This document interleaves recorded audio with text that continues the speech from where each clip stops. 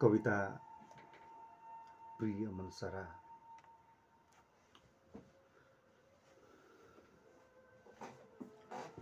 अरू आउनेहरू भविष्य बोकेर आउँथे,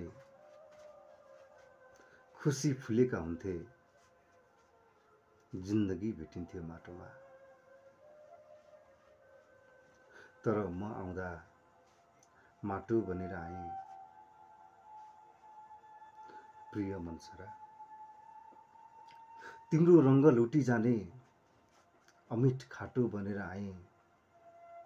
हावा त्यही थियो, माटो त्यही थियो, म त्यही थिएँ। परबाट सुन्दै थिएँ, बाकस बोकी आउँछु भन्थ्यौ, बाकसमा कसरी आयो?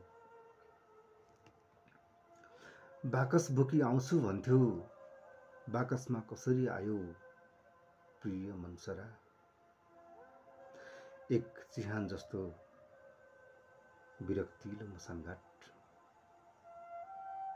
एक चिहान जस्तो विरक्तिलो मसानघाटतिरबाट कुनै अन्धेरी रातहरूमा म याद आएँ भने सम्झनु, कारागारभित्र कैद छन् सपना, अथवा न्यायका कारागारहरूभित्र जिउँदा सपना फुलिन्छन्, अथवा न्यायका कारागारभित्र जिउँदा सपना फुलिन्छन्।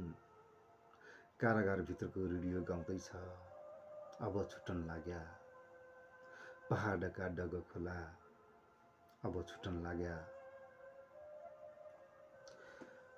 भोलिपल्ट पत्रकारले लेख्छ, बिर उत्पादन गर्ने देशले बाकस फलाउन थाल्यो।